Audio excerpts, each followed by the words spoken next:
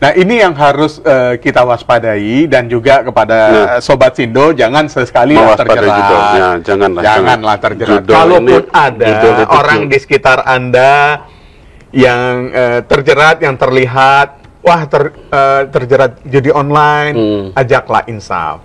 Karena tidak ada orang yang bermain judi online itu yang kaya.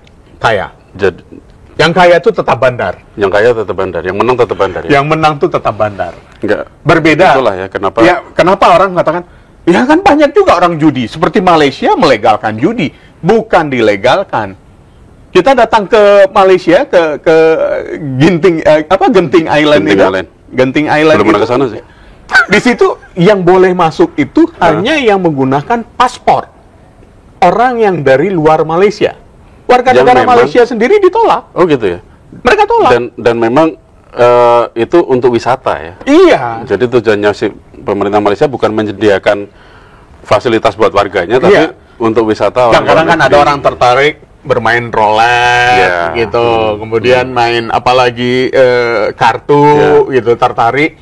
Jadi akhirnya dibuka. Tapi tidak boleh untuk warganya supaya tidak terjerat. Nah, kalau orang yang berwisata pasti akan pikir, oke deh. Saya lagi punya nih uang RM1.000, udahlah pakai coba aja adu peruntungan dulu dengan RM1.000, setelah itu ulang gitu. Iya, udah itu ya udah sampai situ doang. Sampai gitu di situ. Tapi kalau judi online kan gampang ya, klik. Karena gini, itu yang menjadi pembeda menurutku ya, Bung Teguh ya. Apa yang menjadi pembeda menurut? Karena kalau di judi online yang dilakukan oleh masyarakat penerima bansos, begitu mereka terima nilai uang yang sangat besar, mereka akan tergiur untuk menerima uang yang lebih besar lagi. Itu psikologis juga ya? Ya, berbeda dengan orang-orang ya yang bermain judi di kasino, katakanlah di Malaysia tadi atau di Hong Kong, di Macau gitu ya. Itu yang mereka yang hanya sekedar have fun, refreshing gitu. Karena mereka bukan nyari duit maksudnya. Ya oke lah, nyari duit itu sampingan ya, tapi have fun-nya ya. Iya, karena mereka sudah punya uang, kebutuhan mereka sudah terpenuhi. Nah, begitu orang yang di kelas menengah, karena memang sasaran dari judi online ini untuk masyarakat yang seperti itu. Kelas menengah. Kelas menengah. Jadi akhirnya begitu mereka terjerat, dapat yang besar, akhirnya tergiur untuk melakukan yang lebih besar lagi. Bid yang lebih besar lagi. Akhirnya ya terjebak di putaran itu tadi. Putaran itu ya. Judol, pinjol. Di situ aja lingkaran setannya. Iya, scamming ya udah. Betul. Terus tapi sebenarnya ada nggak sih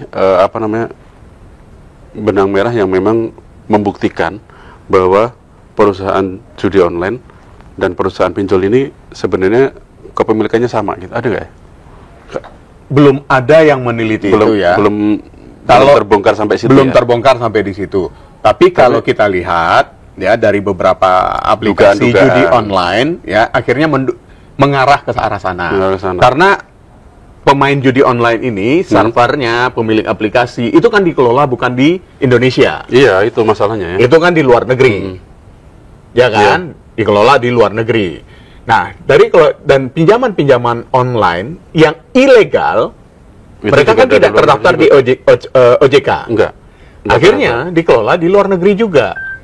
Jangan-jangan itu ya akhirnya jadi dugaan benang merahnya sama itu di situ. Karena iklannya langsung muncul biasanya. Algoritmanya juga itu, algoritmanya di situ juga. Ini benar-benar menyesatkan itu. Menyesatkan masyarakat ya. Nah, memang harus pemerintah juga harus lebih giat ya.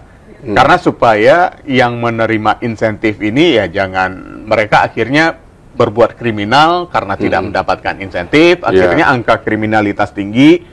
Jangan itu sampai terjadi. Ya, kita juga meminta kepada pemerintah untuk melakukan pembinaan bagi keluarga penerima manfaat bansos ini. Nah, ini kayaknya yang belum nih pembinaan ini ya. Iya, belum. Jadi, saat ini untuk apa itu? Ya, ini kan? Saat ini kan diputus dulu nih. Ya, saat ini diputus dulu nih penerimaan bansosnya. Ya. Seperti tadi Gus Ipul bilang ya, Mensos Gus Ipul bilang ditutup dulu sekitar ada 1,4 juta KPM. Dan juga ada sekitar 250.000 ya yang baru. 250.000 yang baru. 250.000 yang baru artinya yang baru orang menerima loh ya. yang sebelumnya tidak menerima kemudian masuk ke dalam kriteria keluarga penerima manfaat, itu mereka akhirnya mendapatkan 1,4 juta ini. Ya sebaiknya kalau kita bicara tadi untuk wilayah Jabodetabek aja itu sekitar 600, hampir separohnya 600.000, hampir separohnya 600.000 di Jakarta doang. Ya, hampir separohnya itu di Jakarta. Ya. Angka cukup besar. Jadi setelah ini diputus, lakukanlah pembinaan. Pembinaan dulu ya. Ini pembinaan dulu. Ya. Jadi pembinaan dulu, jangan langsung diputus tanpa melakukan pembinaan. Lakukan pembinaan, karena kan masih ada bansos-bansos di periode berikutnya. Benar. Karena kurang bijak juga ya sebenarnya kalau misalnya ternyata setelah dilihat mereka nih yang KPM keluarga penerima manfaat yang terputus ini sebenarnya mereka sebenarnya sangat membutuhkan, tapi tercoret hanya gara-gara tadi dikasih, tapi tanpa ada pembinaan. Dibina dulu, kasih kesempatan kedua gitu ya. Berikan kesempatan kedua. Ini menarik nih sebenarnya. Mudah-mudahan para pemangku kebijakan dengar ya. Iya, kita berharap juga gitu. karena posisinya itu kalau misalnya dari 600.000, taruhlah angka yang di Jakarta 600.000, mereka akhirnya kecoret hanya gara-gara judol, terus mereka makin terpuruk gitu ya, makin terpuruk ya, kasihan juga sebenarnya. Betul. Nah, di sisi lain selama pembinaan, kalau dalam pandangan saya, selama pembinaan itu, ya diajak kolaborasi lah, Satgas Judi Online, Kominfo gitu, OJK gitu ya. Karena kan dari judol ke pinjol. Jadi libatkan Kemensos berkolaborasi dengan Satgas Judi Online, Kominfo, dan OJK supaya dapat memberikan pemahaman dan menggali dari mereka ini. Bagaimana mereka bisa? Sudah banyak nih, Kominfo katanya sudah banyak memblokir situs-situs judi online. Tapi kan tidak hanya satu, tumbuh terus dengan nama yang berbeda atau server yang berbeda dengan IP yang berbeda gitu. Mati satu, tumbuh 1000. Judi online itu benar. Nah, karena tumbuh terus, dengan mereka pembinaan ini dilakukan, diselidiki lewat orang keluarga yang terjerumus judi online tadi, kan jadi makin tahu nih situs-situs mana lagi yang belum terblokir.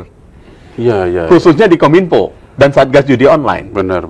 Langsung bisa memanfaatkan itu. Langsung diblokir gitu. Dan manfaatkan itu dengan pembinaan ini tadi. Nah, dengan OJK berikan pemaparan kepada mereka.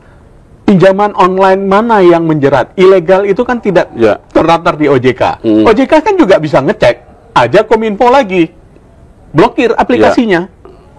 Sehingga benar-benar nol. Memang untuk mencapai nol ini ya mimpi besar sih kita. Ya yang nggak yakin banget sih bisa akan hilang gitu loh. Untuk judulnya atau untuk pinjolnya nih?